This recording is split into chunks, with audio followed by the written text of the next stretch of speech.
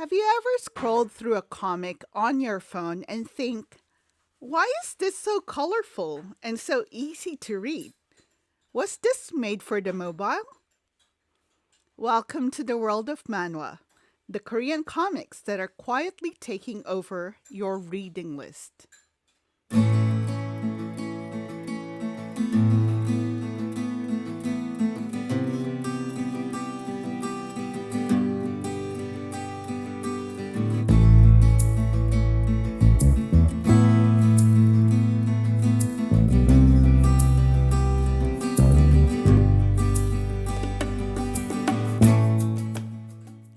Let's start with the basics.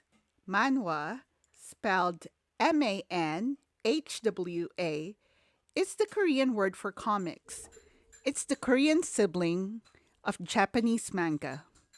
The term first appeared in the 1920s, mostly for newspaper strips and humorous cartoons. But the meaning has evolved dramatically, and that evolution is the key to understanding why manhwa feels so different today. And speaking of different, let's look at how manhwa compares to its more globally familiar cousin. Manga and manhwa share a lot of DNA, but their reading experiences diverge pretty quickly, especially once digital formats enter the picture. While manga is usually black and white and read right to left, manhwa, especially modern webtoons, is full color, vertically scrolling, and built for your phone. Both are amazing, but manhwa's format makes it perfect for mobile, and that's a big reason why it's booming. So, how did we get from newspaper cartoons to global dominance? Let's rewind.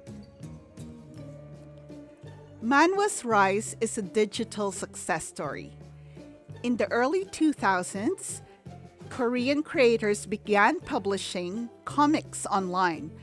A dedicated webtoon service launched in 2003, and platforms like Naver Webtoon and Kakao Page made it easy for artists to serialize their work.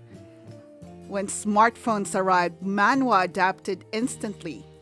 Creators shifted from traditional page layouts to the vertical scroll, a format that felt tailor made for mobile reading. Then came the global wave. English language platforms like Webtoon, Tapas, and Manta introduced manhwa to international audiences. Suddenly, readers everywhere were falling in love with titles like Lore Olympus, Solo Leveling, and Under the Oak Tree. And unlike traditional comics, manhwa didn't need a bookstore. You just needed apps. And once readers got a taste, well, the addiction made perfect sense. Manhwa has perfected the just one more chapter formula. Here's why it works so well. For one, there's the infinite scroll optimization. The vertical layout keeps your eyes moving. No page turns, no natural stopping points. It's just flow. Secondly, there's the awesome visuals and color. There's the full color art.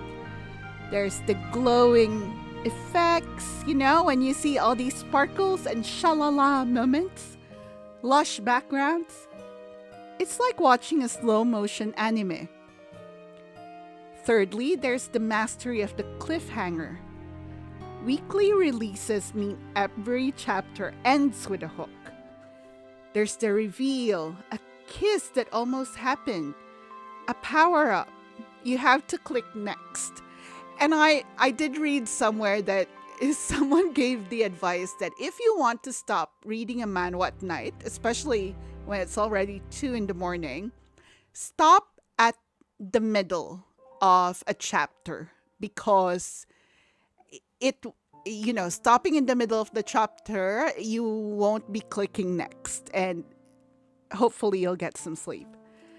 Fourthly, there's the relatable and the recyclable tropes. There's the leveling systems, the rebirths, the revenge arcs, the villainesses that aren't really villainesses.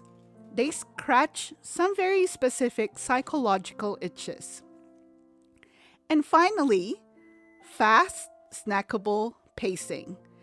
3-minute chapters feel low commitment until you've read 20, and again, it's already 2 a.m. in the morning. For many of us, that accessibility isn't just fun, it's meaningful. Can I tell you something personal? I used to be a voracious reader. Books were my solace, and I have loved them since I was a child. But when I became pregnant and had my daughter, something shifted. My brain was foggy. My time was fragmented. Novels, the thing I loved most, suddenly felt out of reach, and I grieved that. I watched videos, my husband introduced me into K-dramas, and I loved that rabbit hole as well, but I missed the feeling of reading a story. Then when my daughter was a toddler, I found manhwa. Short burst, instant immersion.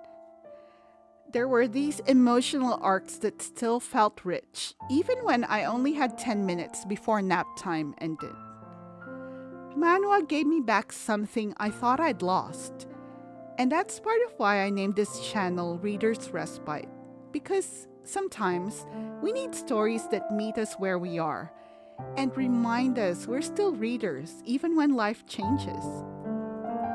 So, if you're ready to explore this world yourself, here's where to start.